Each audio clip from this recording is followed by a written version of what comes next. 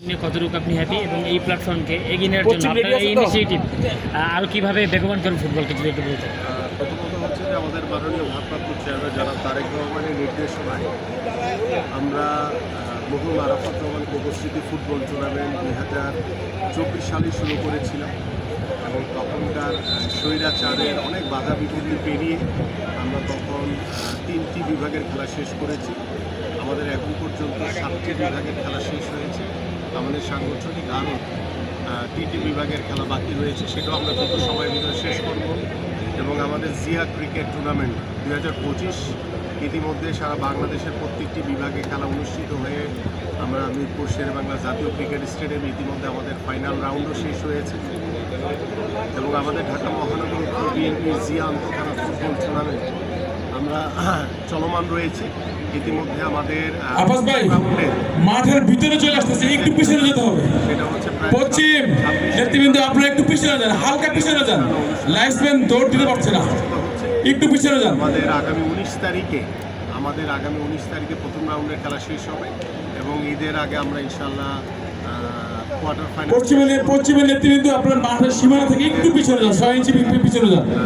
Semi final এবং final অনুষ্ঠিত হবে ইনশাল্লাহ।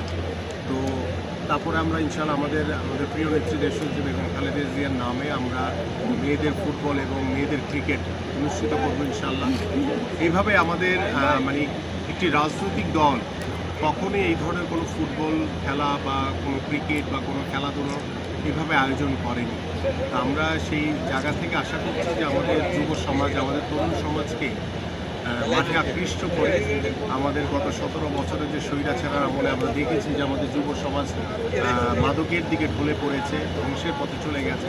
সেই জায়গা থেকে আমরা যুব সমাজ, তরুণ সমাজকে মাঠে আকৃষ্ট করে আমরা খেলাধুলার ভিতরে আমরা তাদেরকে রাখতে চাই এবং আমরা চাই যে তারা যাতে মাদক থেকে দূরে থাকে এবং আমরা একটি মাদকমুক্ত একটি সুস্থ জাতি গড়ে তুলতে চাই। সেই সুস্থ জাতি গড়ে তোলার জন্য আমাদের খেলাধুলা অন্যতম একটি মাধ্যম এবং সেই চিন্তা ভাবনা থেকেই আমাদের মাননীয় ভারপ্রাপ্ত চেয়ারম্যান মহোদয় ইতিমধ্যে আমাদেরকে নির্দেশনা দিয়েছে যে আমরা যাতে প্রতি বছর, আজকে এই নতুন বছরে আমরা যেইটি শুরু করেছি সেই টুর্নামেন্ট যাতে আমরা প্রতি বছর একটি ক্যালেন্ডার করব এবং এই টুর্নামেন্টগুলো আমরা প্রতি বছর ইনশাআল্লাহ অনুষ্ঠিত করব এবং আল্লাহর রহমতে এদেশে জনগণের ভোটে বাংলাদেশ জাতীয়তাবাদী দল বিএনপি নির্বাচিত হলে বাংলাদেশের আমাদের যে মাননীয় ভারপ্রাপ্ত চেয়ারম্যান জনাব তারেক রহমানের যে ক্রীড়াঙ্গন নিয়ে যে পরিকল্পনা রয়েছেন, যে স্বপ্ন রয়েছে, সেটা আরও অনেক নতুনভাবে নতুন পরিকল্পনা নিয়ে আমরা ইনশাআল্লাহ ঢেলে সাজাবো এবং আমাদের এই টুর্নামেন্টগুলো চলমান থাকবে ইনশাআল্লাহ সবসময়।